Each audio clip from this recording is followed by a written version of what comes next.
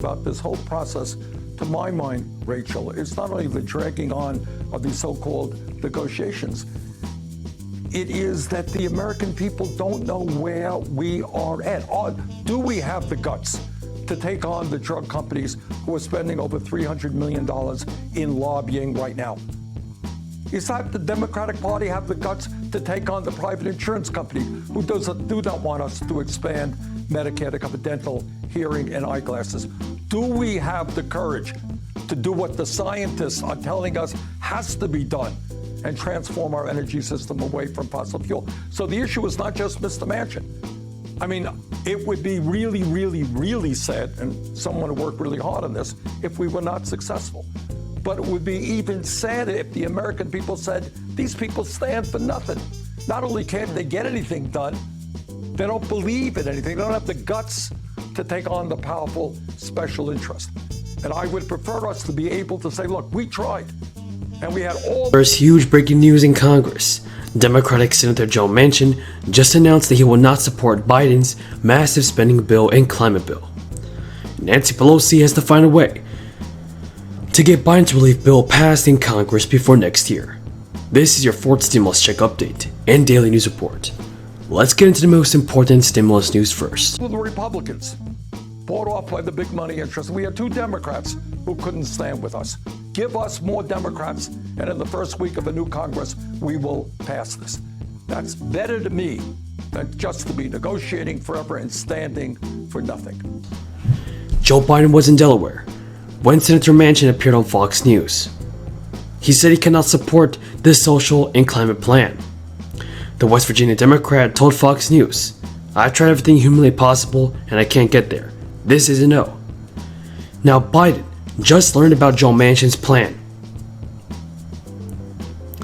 and tried to talk to the senator, but his attempts were unsuccessful.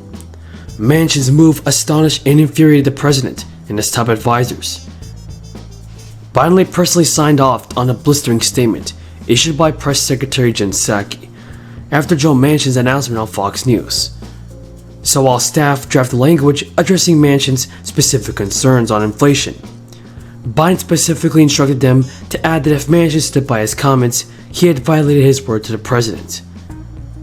Now, despite conversations last week that sent clear signs of Manchin's concern, White House officials firmly believed that they'd have at least the opportunity in the coming weeks to try and address Manchin's concerns and ideas. Only 5 days earlier, Joe Manchin had paid a secret visit to the White House to hand deliver a new framework, a new proposal to Joe Biden that had fueled at least some internal optimism that an agreement was possible. Bernie Sanders expressed his frustration with Joe Manchin. During an interview on CNN, Sanders said, "I think he's going to have a lot of explaining to do to the people of West Virginia.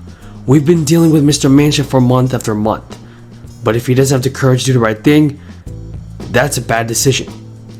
House Speaker Nancy Pelosi also now needs a plan to revive President Biden's Build Back Better bill.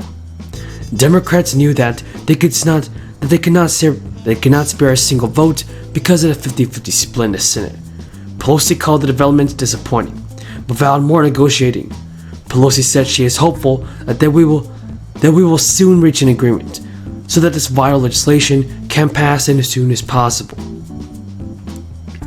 Jen Psaki said in a statement that Manchin had in person given Biden a written proposal last Tuesday that was the same size and scope of a framework for the bill that Democrats rallied behind in October, and he agreed to the talks. The framework had a 10-year cost of $1.85 trillion. Officials had not previously disclosed that Tuesday meeting.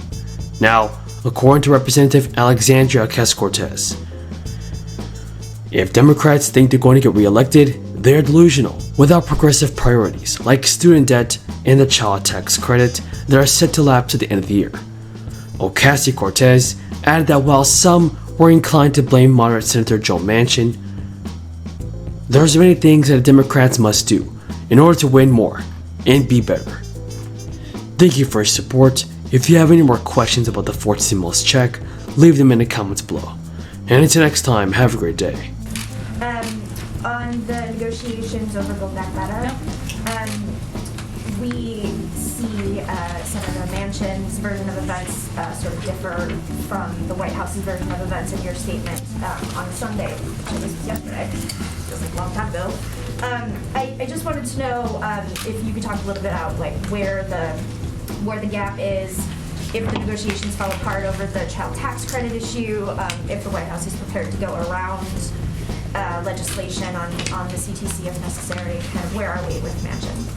Well, I would say I think the lengthy statement that I issued yesterday outlined pretty specifically the events of the last few weeks. And it was important to the president and to all of us to make that clear to the American people, the status and the steps that had been taken.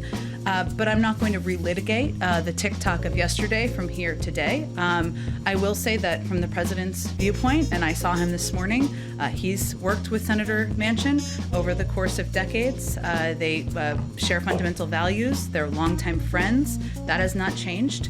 And what's most on the president's mind is the risk of inaction. And if we do not act to get this legislation done and the components in it, not only will costs and prices go up for the American people, but also we will see a trajectory in economic growth that is not where we want it to be, and we've seen projections from Goldman Sachs and others today on that front. So he's no stranger to legislative challenges, and we are going to continue to take steps, work like hell to get it done. Go ahead. Does the president feel betrayed by his friends? I think our statement yesterday made pretty clear what we feel, what was the factual depiction of events that happened. But again, the president sees Senator Manchin as somebody who is a longtime friend, somebody who has worked well together on, and our objective and our focus now is moving forward. Yeah, thank you, Jen. In a press call this afternoon, Representative Jayapal, chair, one of the House Progressive Caucus, called on President Biden to pursue executive action to pass components of the Build Back Better legislation. Is this something that the White House would consider or even thinks is a realistic possibility to pass some of these elements? Well, I haven't had a chance to discuss Representative Jayapal's call with our legislative team. I'm not aware of that being under discussion. Obviously, we have used executive authority and executive action for a range of steps to make a range of progress, and the president has not hesitated to do that. The benefit of legislation is obviously it makes it permanent, so there's a lot of value in that, but I can see if that's something more under active consideration. Regarding communications with Senator Manchin, you've not said much on that. I mean, are you able to confirm that whether or not President Biden has reached out to the senator today? I'm not going to detail contacts further. Go ahead. Thanks. Just to drill down a little bit on that, moving forward, you've already taken Senator Manchin to the